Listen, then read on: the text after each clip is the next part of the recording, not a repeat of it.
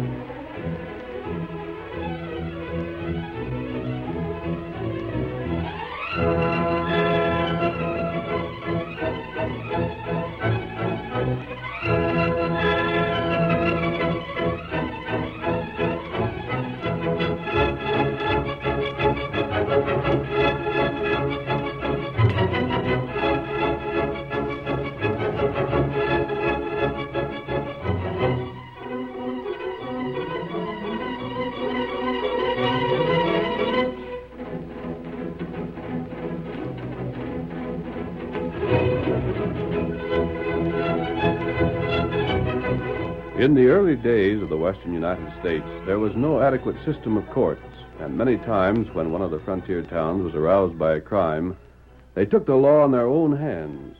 The masked rider of the plains fought these lynch mobs with the same great courage that he fought the outlaws who roamed the new territory. He realized that violence was the enemy of justice, and it was he more than any other man who brought peace and security to the frontier, the final victory in the winning of the West. Return with us now to those thrilling days of yesteryear. From out of the past come the thundering hoofbeats of the great horse Silver. The Lone Ranger rides again. Come on, Silver! There's an Indian war party near Yellow Creek. We've got to hurry. Hi-yo, Silver! Away!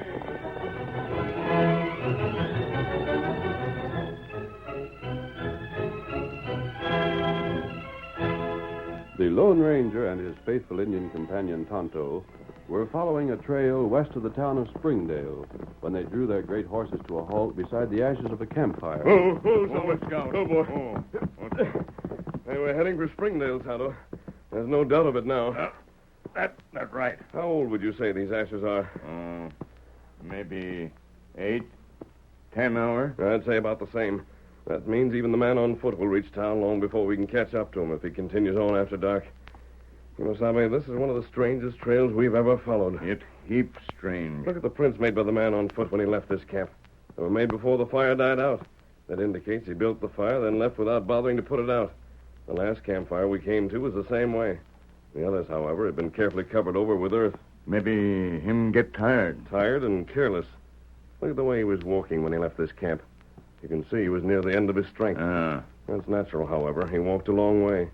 The strange thing is, the trail left by the man on horseback. He must have been nearly an hour, perhaps a little less, behind the first man. And he's kept that same distance almost the whole way.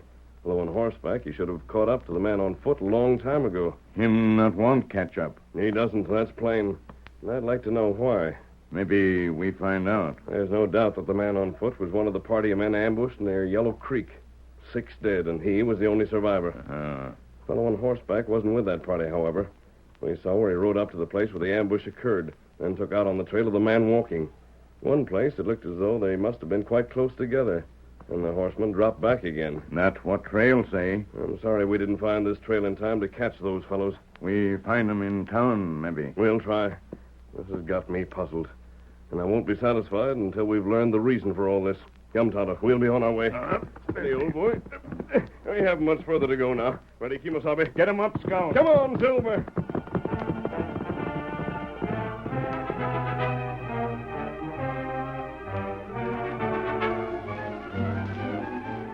That evening, a man approached a small house just outside Springdale. His head drooped. His dragging footsteps were evidence that he had covered many weary miles. But as he walked up the steps and crossed the porch, he threw back his shoulders and tried to appear stronger than he really was. Who? Dave. Dave, honey. In heaven's name, what's happened? Edna, Your boots, Dave. Your clothes. I... No, don't talk. Sit down first. Then you can tell me about it. I'm all right. Here, take this chair. Oh, gosh, honey, it sure seems good to sit down. Those boots almost worn through. Dave, tell me what's happened. Why did you come back? Where are Ralph and Greg and the others? Did you leave them?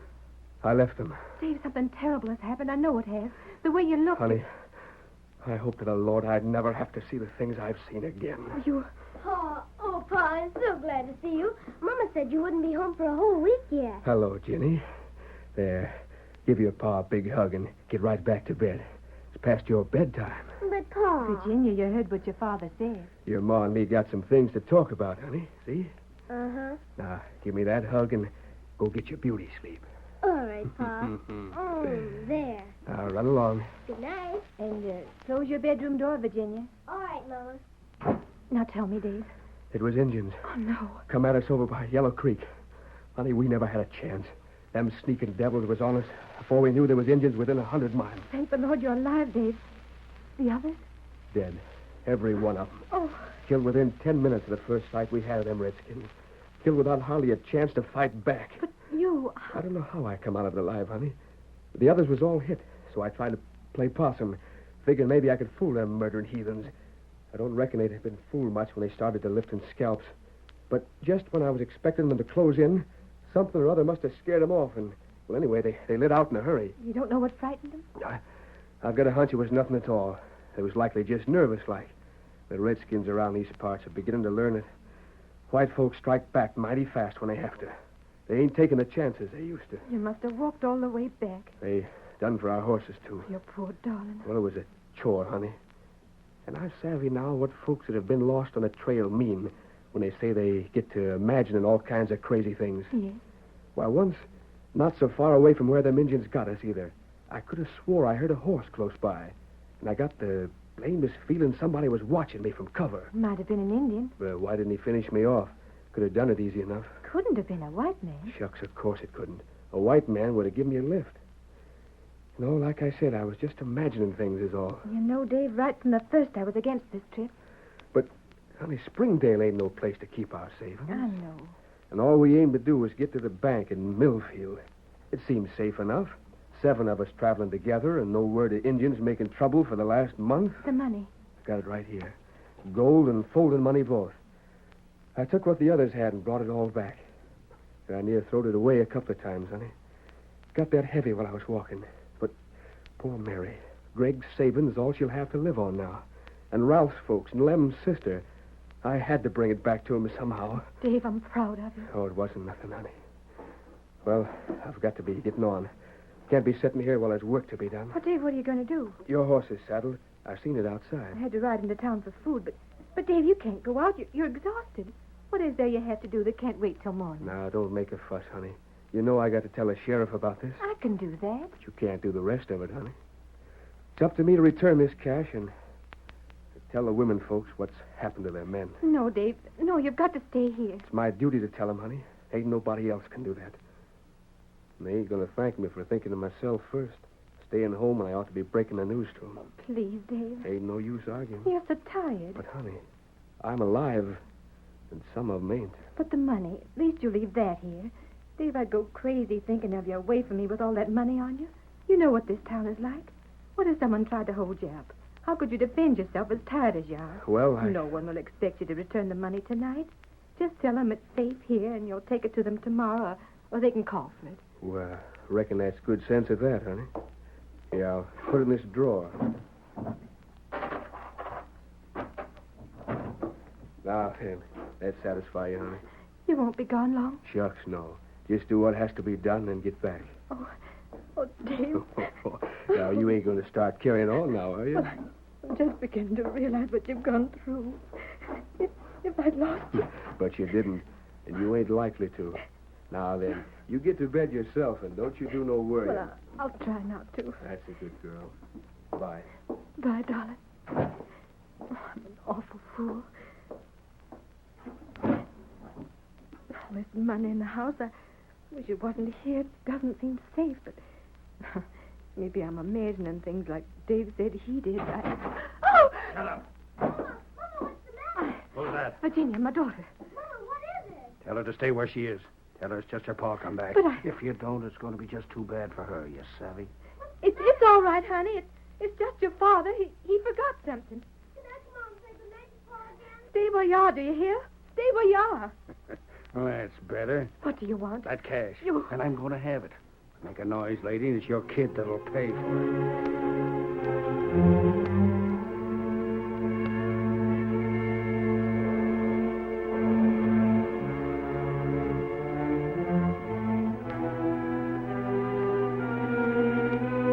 It was scarcely an hour later that Milt Crandall galloped his horse up to the sheriff's office, dismounted, and ran up the steps.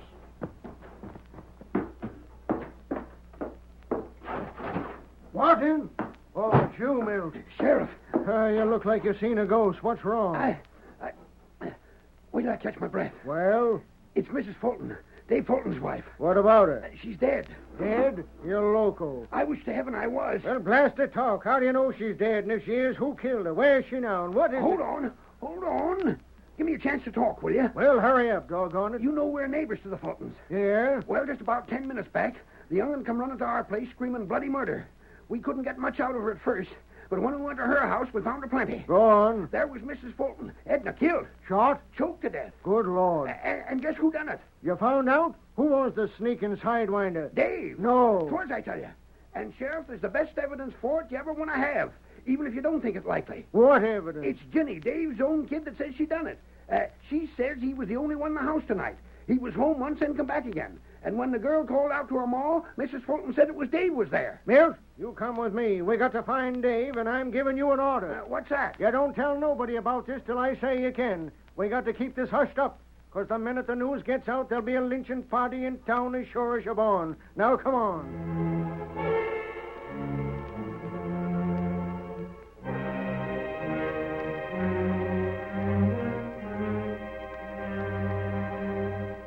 Still later that same night, the Lone Ranger raced into the camp he and Tonto had made near Springdale. Oh, Silver. Oh, boy.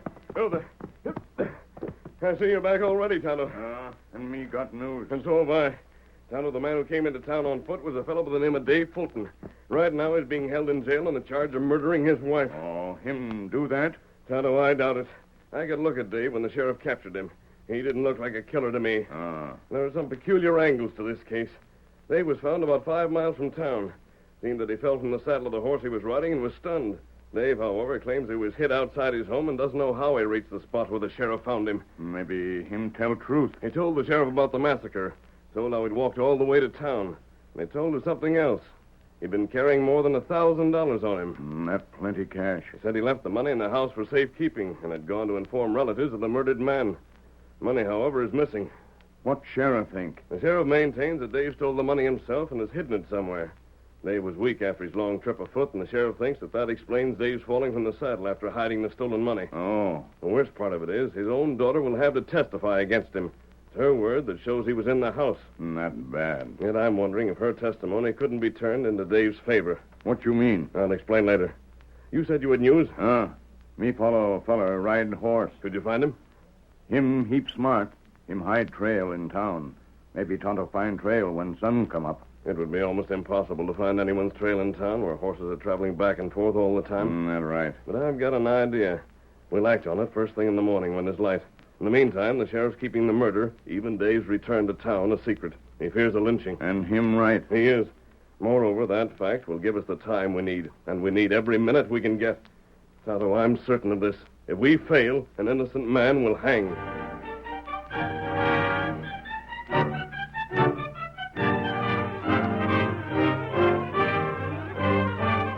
The curtain falls on the first act of our thrilling Lone Ranger drama. Before the next exciting scenes, please permit us to pause for just a few moments.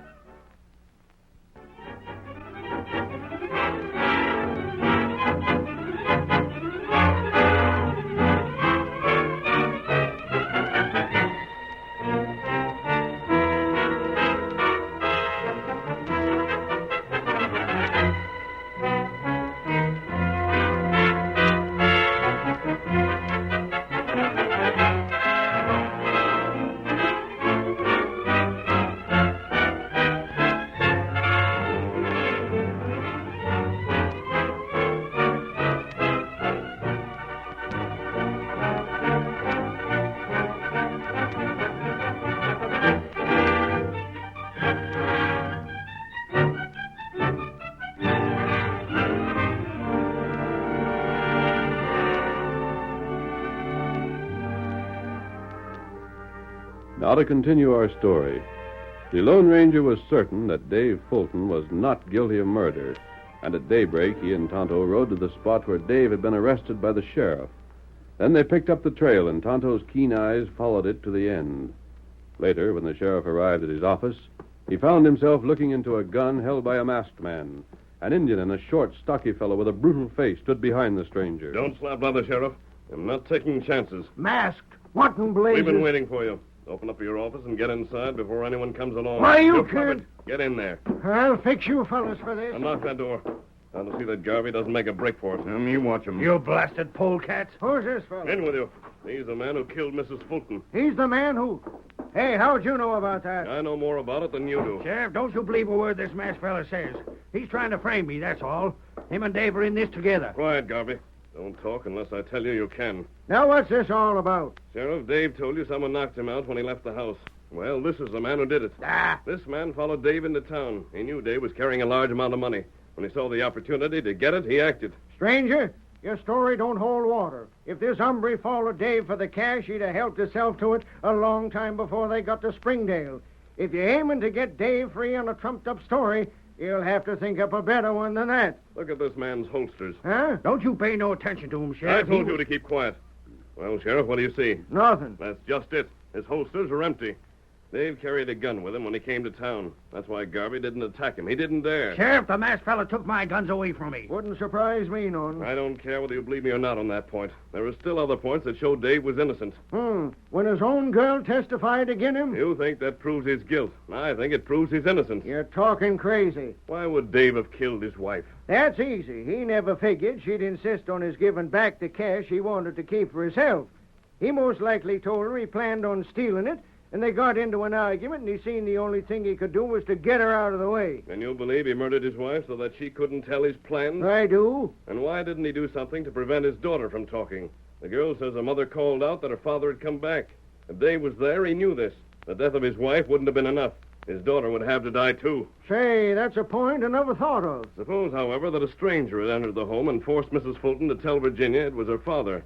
Then the stranger would have everything to gain by letting the daughter live to repeat what she thought to be the truth. Think what you want. You ain't got a bit of evidence against me, you never will have. Perhaps I There's have. one thing. Well, If this fella's guilty, where's the cash? that's something we don't know. We picked up his trail from the spot where he left Dave outside town. He must have hidden the cash earlier. Wherever he hid it, he's covered his trail well. Then I don't see that you got any real evidence against him at all. Did you find any stolen money on Dave? No, Then but... the cases are the same. Stranger, I'll be frank with you. You got me where I don't know what to think. And especially I don't see where you and the Injun fit into all this. Your friend Dave's? We might be. That mask. I wear for reasons of my own. I am not an outlaw. I don't know what to do. Then I'll tell you. Huh? First, you lock this man up. Hey, you can't do that. Now, look here, Sheriff. Another this word fella... out of you and you'll regret it. As I said, Sheriff, this man is going to be jailed. Well, I sure hate to let loose of him as long as there's any question about who's guilty. Lock him up now. My deputies will be showing up pretty soon. That's what I expected. The cells are back there. Yeah. Come along, Garvey. Blast you. Go on. Through this door here. Stay in there, Tonto. Give us warning if anyone comes in. He do that. We'll be right back. Sheriff, is that you? Yeah, it's me. You've got to believe. Say, who are these fellas? Hello, Dave. I don't know you, do I? No, but I followed your trail for quite a distance. You followed my trail. We'll talk about that some other time. Sheriff, get this man behind bars. Sure, he's going in this cell over here. Come on there, mister. Get in here. This is nothing but a frame-up. All right, stranger, there he is. He won't be getting out for a while. We'll go back in your office. Wait, Sheriff. I want to talk to you. Wait. You can do your talking later. Close the door, Sheriff. Yeah. Anyone coming yet, Tonto? He not see anyone. Good. Now then, stranger, what else you got to say? So far, Sheriff, you've kept the news of Mrs. Fulton's death a secret. If I didn't, there'd sure be trouble. I want you to see that the news is circulated around town. You what? I mean exactly that. You savvy what you're saying? You're just the same as saying you want a lynching bee. Right. I'll be blessed if I can figure you out.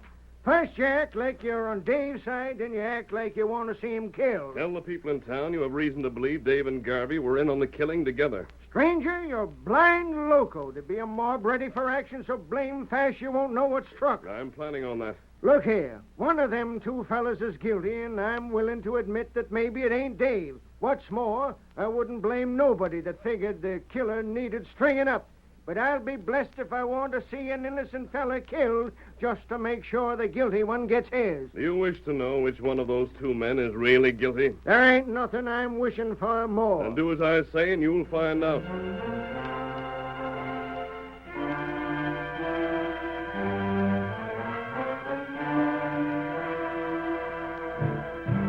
The Lone Ranger explained what he had in mind, and the sheriff agreed to put his plan into execution.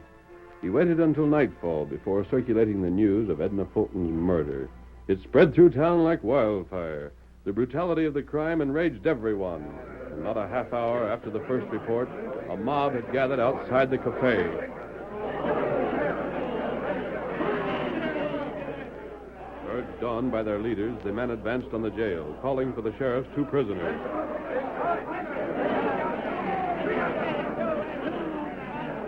The sheriff and his two deputies placed themselves before the door leading to the sheriff's office. But the mob swept them aside. Then, swinging a heavy ram, the angry men began the work of battering in the door. Come on! All together now! Come in this door and get them! Come on, fellas! All together! The sheriff had placed Garvey and Dave in the same cell. Together they heard the cries of the mob outside. They heard the splintering crash of the ram as it was swung by sturdy arms. Then they heard another sound, the voice of Tonto. You come here. Huh? The Indian. Me not want you fellas hang. Tonto get you out. You're going to rescue us, Redskin? You, look. A rope tied to the bars in the window. Scout him. Plenty strong. Him pull bar out. You climb through window. If that horse can pull out these bars, Redskin, he'll be saving my life. Him pull. Get him up, Scout. Get him up. Get him up, Scout. They're coming. More, Redskin. More. Pull, Scout. Get him up, fella. Get him up. That's almost got it. Hit that horse going, Redskin. Get him up, Scout. Pull. Pull. Pull. There. There, Pa. Now you climb out window. Out of my way. Me give I'm you a getting hand. out of here. Thanks, Redskin. Here, me help you. There. Now what do we do? How are we going to get clear of town before that mob finds us? You not worry. I You ain't will- going to worry. Up with your hands. The skunk grabbed your gun, Redskin. Him bad fella. You heard me. Up with your hands and keep 'em up. Make a move and I'll let you have it. What you do? You rotten skunk.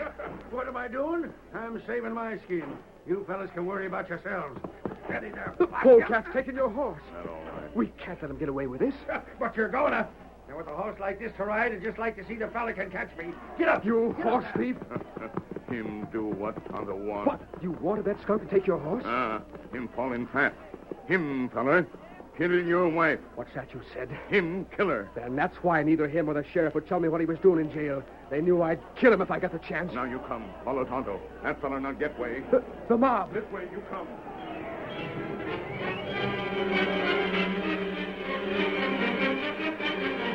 While the lynch mob broke into the jail only to find that their intended victims had escaped, Tonto led Dave to a secluded spot where they found the masked man and the sheriff waiting. Two extra horses were standing nearby. Tonto mounted one and Dave the other. Then the masked man shouted a command and the group raced away. Come on, after him. Come on, tail. Get up there! With the great horse Silver in the lead, they followed Garvey's trail at lightning speed. Before long, the masked man called to his companions. I got a glimpse of him, Sheriff. You did? Where's he at? Heading for those woods. You can just make him out. I see him, but what if he sees us? That won't matter. He'll likely mistake us for members of the crowd that broke into the jail and somehow got on his trail. Riding down, he'll be sure he can get away. Come on, this way. We'll approach the woods from the side. Harry Silver, old fellow. Come on, Get up, boy. Get on now. Get up. Garvey did not realize that he was being followed. When he reached the woods, he drew Scout to a halt and... Oh, there, Blaster. Oh, the cash. I've got to clear out of this part of the country, but I'll get the cash first. I hid at the foot of this tree. What's that? Come on, boys. Come on. Horsemen, but they won't get me. That cash. Here it is. Stuff it in my pockets. Gotta hurry. Gotta be traveling. There. Now stand still, you ornery critter. We're going to make tracks. Hold on there. Stay where you are. Think they can catch me, do they? Get up there. Get up there. You loco critter, what's hailing you? Get up there. Get up. I'll show you. Get up there. Get up there. Whoa! You can't get away, Garvey! Bless you. What have you done to this horse to keep it from running? Well, you ain't got me yet. Stay back or take lead. Stay back. Put up that gun! Oh, my hand. You hit Scout! I'll only hit you. No. No. Let me alone. Wait, please. You rotten killer, I'll fix you! No, Dave, no. Don't let him kill me. No. Now, stop, Dave. You've got to let the law handle him. Dave, don't you try to take the law into your own hand. Garvey, you're under arrest, and this time it ain't for suspicion. If the masked fellow was right, we've got the proof on you. No, let me alone. I never done nothing. Here's the stolen money in his pocket, Sheriff. Doggone if he ain't. I knew if a lynch mob threw a real scare into him, he'd attempt to leave the country altogether. He'd never leave, however, without taking the stolen cash with him. So he led us right to the evidence. And only the thief and killer could know where the money had been hidden. Sheriff, just let me get my hands on him once. Nope, I'm deputizing you. You're going to help me take this polecat to the next county where that mob can't get their hands on him. And a deputy has to obey the law. He's got to hang. Don't you worry none about that. It's only a doggone shame he can't be hung 12 times over. You're completely convinced of Dave's innocence, Sheriff? Stranger, there ain't no doubt of it. Him and Garvey was both give the same chance to show what they was when Tonto broke 'em from jail like you planned. But it was Garvey acted like a crook, and it was Garvey knowed where the cash was hid. There ain't nothing more to be said. Then our work here is done. Come, Tonto. Get him up, Scout. Hi-yo, Silver! Away!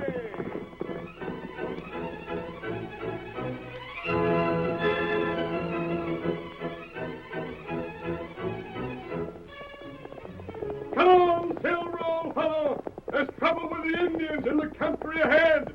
Hi-yo, Silver! Away!